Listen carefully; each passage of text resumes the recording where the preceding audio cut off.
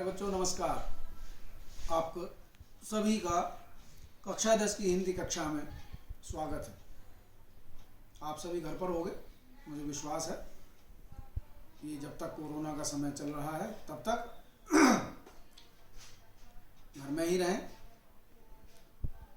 भाई बहनों के साथ मस्ती करें, पढ़ते रहें और अगर बाहर जाते हैं सामान लेने के लिए या घर में भी रहते हैं तो बार बार हाथ धोते रहें, तो इससे आप निश्चित रूप से ठीक ही रहेंगे। प्यारे बच्चों, हिंदी के विषय में बात कर ली जाए। कक्षा 9 की तरह आपकी हिंदी की 2 पाठ्य पुस्तक हैं, क्षितिज भाग 2 और कृतिका भाग 2। इसके अतिरिक्त एक पुस्तक है व्याकरण की।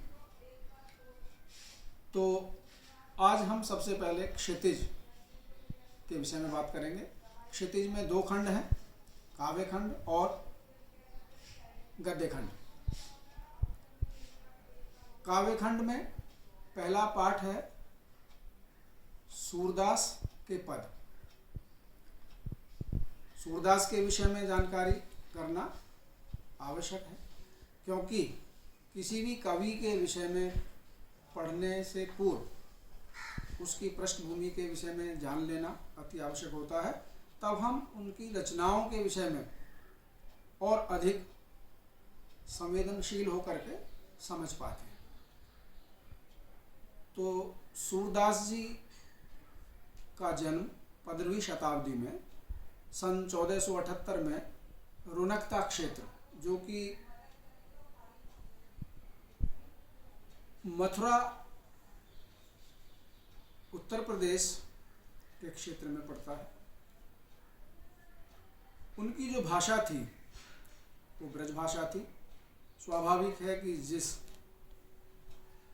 मथुरा क्षेत्र में उनका जन्म हुआ वहाँ पर ब्रज भाषा ही बोली जाती है। वैसे 18 बोलियां हैं हिंदी की, उनमें से ब्रज भाषा भी एक बोली है, जिसमें सूरदास जी ने अपने साहित्य की रचना की। सूरदास जी की जो मुख्य रचनाएं हैं सूरसागर, साहित्य लहरी और सूरसारावली, इनमें से सूरसागर उनकी प्रमुख रचना है। सूरदास जी वल्लभाचार्य, जो महाप्रभु वल्लभाचार्य थे, उनके शिष्य थे। और मथुरा और वृंदावन के बीच में एक स्थान है गऊ घाट, वहाँ पर वो रहते थे और श्रीनाथ जी के मंदिर में भजन कीर्तन किया करते थे। इनके साथ और भी 7 कवि थे, इसलिए इन 8 का नाम हो गया अष्टछाप के कवि। और प्रत्येक दिन 3-3 घंटे के लिए ये लोग श्रीनाथ जी के मंदिर में भजन कीर्तन के लिए जाया करते थे। तो पूरे 24 घंटे तक वहाँ पर भजन कीर्तन होता था। लेकिन इन सभी अष्टछाप के कवियों में सूरदास जी प्रसिद्ध थे। सूरदास जी के विषय में जो ये हम पदों के विषय में पढ़ रहे हैं,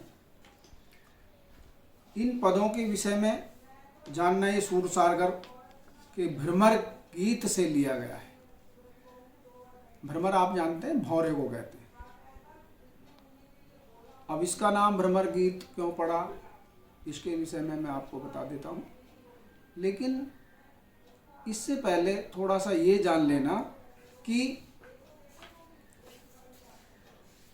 जो हमारे भारतीय परंपरा में पूजा पद्धति है, आराधना पद्धति है, उसको 2 भागों में बांटा गया है। पहली है जो भक्ति की शाखाओं में सगुण भक्ति शाखा। सगुण भक्ति शाखा में जो हम किसी भी ईश्वर की प्रतिमूर्ति की आराधना करते हैं, उसकी साक्षात मूर्ति जो हमारे मन में होती है, जैसे राम की पूजा हम करते हैं, श्री कृष्ण की पूजा हम करते हैं, शक्ति की पूजा करते हैं, उनमें अन्य देवी देवताओं की मूर्ति पूजा करते हैं, हनुमान जी की पूजा है। तो ये सगुण है, उनका एक रूप है, एक आकार है, जिसके आधार पर हम उनकी भक्ति करते हैं और पूजा अर्चना करते हैं। तो सूरदास जी भी सगुण भक्ति शाखा के हैं, क्योंकि वो श्री कृष्ण के अनन्य भक्त थे। अब बात करते हैं इससे और समझने के लिए कि दूसरी शाखा है निर्गुण भक्ति शाखा। निर्गुण में ईश्वर का कोई रूप नहीं है, केवल हम उसकी अवधारणा मन में धारण करके उसका पूजा करते हैं, आराधना करते हैं, और वो पूजा हमारे योग के माध्यम से, सिद्धि के माध्यम से हम ईश्वर को प्राप्त करते हैं। जैसे उसमें एक कवि हैं कबीर, कबीर का नाम आपने सुना है। कक्षा 9 में उनकी एक कविता थी, साखियाँ पद। तो पद में उन्होंने लिखा था ना, वो आपको ध्यान होगा कि मोह को कहाँ ढूंढे बंदे, मैं तो तेरे पास में, ना मैं मंदिर ना मैं मस्जिद ना काबे कैलाश में, खोजे ही हों तो तुरंत ही मिले हों पल भर की तलाश में, कहें कबीर सुनो भाई साधो सब सांसों की सांस में। तो निर्गुण ईश्वर के विषय में ये माना जाता है कि वो तो भाई प्रत्येक कण में व्याप्त हैं, तो हम उसे किसी एक निश्चित मूर्ति के माध्यम से, एक निश्चित भगवान के माध्यम से उसको हम प्राप्त नहीं कर सकते। लेकिन ये तो एक भक्ति का माध्यम है जो अलग अलग रूपों में है। अब हम फिर वापस सूरदास जी के विषय में ही बात करेंगे। तो सूरदास जी सगुण भक्ति के उपासक हैं और श्री कृष्ण के अनन्य भक्त हैं।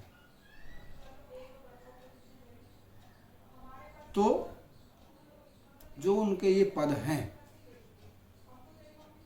इन पदों में उन्होंने अपनी इस सगुण भक्ति का जो एक स्वरूप है उसको निर्गुण भक्ति के ऊपर विजयी दिखाने का प्रयास किया है। कैसे प्रयास किया है अब इसको समझेंगे आप, कि श्री कृष्ण जिन्हें हम विष्णु का अवतार मानते हैं, उनका जन्म आपको मालूम है कि वो देवकी पुत्र थे और उनका लालन पालन बाबा नंद के यहाँ, यशोदा के यहाँ पर हुआ, क्योंकि उनके जो मामा थे कंस वो अत्याचारी थे, जिसके कारण उनका लालन पालन यशोदा और नंद बाबा के यहाँ पर हुआ। तो अपने बाल्यकाल से ही वे वृंदावन में रहे। वहाँ पर उनकी सखियाँ जो गोपियाँ थीं और जो राधा थीं, उनके साथ खेलना कूदना, विचरण करना, बांसुरी बजाना, ये सब होता था। तो स्वाभाविक रूप से आपस में एक दूसरे का प्रेम संबंध। तो ये श्री कृष्ण का गोपियों के प्रति जो प्रेम है वो एक आत्मा और परमात्मा के बीच का जो एक प्रेम संबंध है उसको दर्शाता है। चाहे वो राधा का प्रेम हो, चाहे वो श्री कृष्ण का हो, गोपियों के प्रति हो। तो जब श्री कृष्ण कंस को मार करके मथुरा के शासक बनते हैं, वहाँ का राज्य कार्य का जो भार है उसको संभालते हैं, तो जब वो वहाँ पर आए थे तो गोपियों से ये कह करके आए थे कि मैं आपसे मिलने के लिए आऊँगा शीघ्र ही। लेकिन बहुत समय बीत गया, गोपियाँ प्रतीक्षा करती रहीं, इंतज़ार करती रही। लेकिन अब आप भी जानते हैं जब एक व्यक्ति राजा बन जाता है तो उसके कितने कार्य होते हैं, तो वो फिर उनसे मिलने के लिए नहीं। लेकिन उनके मन में ये ज़रूर था, संदेश भी आते थे कि भाई आप क्यों नहीं लौट करके आ रहे हैं, क्यों नहीं आप हमसे मिलते हैं। तो ये दुख उनके मन में था तो श्री कृष्ण के एक मित्र हैं उद्धव। उद्धव को उन्होंने भेजा और उन्होंने कहा कि भाई जाकर के आप गोपियों को समझाओ कि जो मेरे प्रति उनमें एक प्रेम का जो भाव है उसका वो परित्याग करें और निर्गुण ब्रह्म की उपासना करें, या फिर आप अपने ढंग से समझाओ जा करके, जिससे उनका मेरे प्रति जो आसक्ति है, जो प्रेम है, वो कुछ कम हो। तो उद्धव इसी संदेश को लेकर के गोपियों के पास जाते हैं। ये अब आपको यहाँ से इसकी भूमिका समझ में आएगी कि उद्धव जो श्री कृष्ण के मित्र हैं वो गोपियों के पास इस संदेश को लेकर के जाते हैं कि जो उनके मन में आसक्ति है श्री कृष्ण के प्रति, जो प्रेम है, उसको तो वो त्याग दें और निर्गुण ब्रह्म की उपासना करें, योग साधना करें, तो उसमें आपका कल्याण हो। अब गोपियां तो प्रेम के द्वारा ही श्री कृष्ण को पाना चाहती हैं। अब आप जाने कि जिस ईश्वर की प्राप्ति के लिए बड़े बड़े ऋषि मुनि सिद्धि करते हैं, तपस्या करते हैं, और वो ईश्वर उनको आसानी से मिल गया हो, तो उसके लिए फिर योग साधना की या उसके ब्रह्म स्वरूप की आराधना करने की क्या आवश्यकता है। तो गोपियां यहाँ पर उनको एक उदासीनता हो जाती है, उदास हो जाती हैं। उनको ये जो विषय है, उद्धव का ये कहना कि भाई निर्गुण ब्रह्म की उपासना करो, योग के माध्यम से ईश्वर की प्राप्ति करो, श्री कृष्ण के प्रति जो आसक्ति है उसको छोड़ दो, तो ये उनको नीरस बना देती और उसको वो सुनना नहीं चाहती। तो यहाँ पर गोपियाँ श्री कृष्ण को व्यंग करते हुए अपनी कुछ बातों के माध्यम से समझाती। तो जब ये समझा रही होती हैं तो वहां पर एक भ्रमर आ जाता है, भौरा। तो भौरे के माध्यम से अपनी बात को कृष्ण तक पहुंचाती हैं। इसीलिए इसका नाम सूरदास जी ने भ्रमर गीत रख दिया। ठीक है, यहाँ तक बात समझ में आ गई। तो ये मैंने आपको पृष्ठभूमि बताई जिसके विषय में जानना बहुत आवश्यक है कि उद्धव कौन है, गोपियाँ कौन हैं, और वो उनसे प्रेम करती हैं, किस प्रकार की उनकी भक्ति है, और उन्हें उद्धव क्या समझाना चाहते हैं, लेकिन उन्हें वो सब अच्छा नहीं लगता। तो उन्होंने जो पहला पद लिखा, इसकी मुख्य बातें जो मैं आपको बता रहा हूँ ये मेरी साइड में भी आपको दिखाई देंगी, इन्हें आप उतार सकते हैं आसानी। तो सूरदास जी का पहला पद है,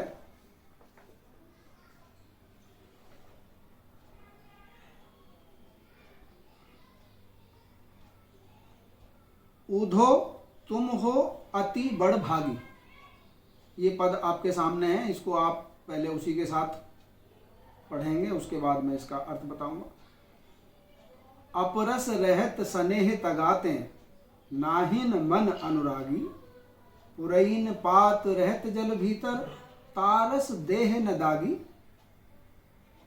जो जल माह तेल की गागर बूंद ने ताकों लागी, प्रीति नदी में पाँव न बोरो दृष्टि ने रूप परागी, सूरदास अबला हम घोरी गुरु चाटी जो पागी। तो ये पद है, अब इसको समझ लें। उद्धव तुम हो अति बड़ भागी। अरे उद्धव तुम तो बड़े भाग्यशाली हो। गोपियां उद्धव पर व्यंग करते हुए कहती हैं कि हे उद्धव तुम तो बड़े भाग्यशाली हो। क्यों कहा भाग्यशाली? क्योंकि जो श्री कृष्ण है वो तो प्रेम के सागर हैं, और ऐसे प्रेम के सागर के साथ रहते हुए भी तुम उस प्रेम से अछूते रह गए। तुम तो बड़े भाग्यशाली हो। अपरस रहत स्नेह तगाते नाहिन मन अनुरागी। यानी ऐसा स्नेह का जो धागा है, जो सूत्र है, जिसके साथ आप बंधे हुए थे, लेकिन आप उससे फिर भी अलग हो गए, अपरस रहत, उससे अलिप्त हो गए, अलग हो गए। नाहिन मनु अनुरागी, और तुम्हारे मन में कोई अनुराग या प्रेम भी जागृत नहीं हुआ उनके प्रति। तो इसलिए तुम तो बड़े भाग्यशाली हो भाई, प्रेम के सागर में रहते हुए, प्रेम के साथ रहते हुए भी तुम्हारे ऊपर उसका कोई प्रभाव नहीं हुआ। और उदाहरण क्या देती हैं, कैसे रहे तुम उसके साथ रहते हुए भी? पुरइन पात रहत जल भीतर, जिस प्रकार से कमल के जो पत्ते होते हैं वो सदैव जल के भीतर रहते हैं, लेकिन उनके ऊपर फिर भी जल की कोई बूंद नहीं ठहर पाती। पुरइन पात रहत जल भीतर, तारस देह न दागी, लेकिन उसके ऊपर उसका जो रस है, जो पानी है, वो नहीं आ पाता। दूसरा उदाहरण, जो जल माह तेल की गागर, जो यानी जिस प्रकार से तेल की गागर यानी मटका घड़ा, वो किसमें? पानी के अंदर छोड़ दीजिए, बूंद ने ताको लागी। अब जो तेल का घड़ा है पानी में ही तैर रहा है, लेकिन अब तेल तो चिकना होता है, उस पर एक भी बूंद नहीं ठहरेगी, उस मटके पर, उस घड़े पर, उस गागर पर। तो उसी प्रकार से श्री कृष्ण तो प्रेम की गागर हैं, लेकिन उसकी एक भी बूंद तुमको नहीं छुपाई। प्रीति नदी में पाँव न बोरो, दृष्टि ने रूप पर आगी। ऐसे श्री कृष्ण जो स्वयं क्या है? प्रीति नदी, प्रेम की नदी का स्वरूप है। वो तो प्रेम रूपी नदी बह रही है और तुमने उसमें थोड़ा सा पैर भी नहीं अपना भिगोया, तो तुमसे ज्यादा कौन भाई भाग्यशाली होगा? तुमने उसको अपनी एक दृष्टि भर देखा भी नहीं कि तुम्हारे पास में इतनी बड़ी नदी बह रही है, उसमें कभी तुमने अपने पैरों को, अपनी उंगलियों को उस नदी में भिगोया तक नहीं। तो तुम्हारा बड़ा भाग्यवान हो तुम। और आगे क्या कहती है? सूरदास अबला हम भोरी, गुर चाटी जो पागी। सूरदास जी कह रहे हैं कि वो उद्धव को बता रही हैं गोपियां, अरे उद्धव, हम तो भोली भाली अबला है, अबला नारी हैं, स्त्रियां हैं। हमारे अंतर में जिसके प्रति प्रेम उमड़ जाता है, आ जाता है, वो आसानी से छूटता नहीं है। कैसे? जिस प्रकार से गुड़ चाटी जो पागी, जो चींटी है ना, वो गुड़ से अगर एक बार चिपट जाती है तो अपने प्राणों को ही त्याग करके अलग होती हैं उससे, कोई उनसे उनको अलग नहीं कर सकता है। तो जिस प्रकार से गुड़ से चिपकी हुई चींटियों को कोई उनसे अलग नहीं कर सकता, चाहे उनके प्राण ही क्यों न चले जाएं, उसी प्रकार से हम भी, चाहे आप हमें कितना ही भी निर्गुण ब्रह्म की, योग की साधना का उपदेश दें, लेकिन ये उपदेश हमारे लिए कुछ किसी काम के नहीं है। हमारा मन केवल श्री कृष्ण के प्रेम में ही डूबा हुआ है, और जब तक ये हमारा जीवन है हम उन्हीं के साथ जुड़ी रहेंगी, उन्हीं के साथ हमारा प्रेम रहेगा। ठीक है? तो ये था इसका अर्थ। अब इसके बाद देखिए, जो कुछ कठिन शब्द हैं उनके अर्थ मैं आपको इसमें दूंगा, उनको भी आप पढ़ सकते हैं। इसके प्रश्न हैं, उनको भी इसके माध्यम से आप कर सकते हैं। तो आज के लिए इस कक्षा में इतना ही, उसके बाद बाकी के जो पद हैं आगे मैं इन्हें पढ़ाऊंगा। धन्यवाद।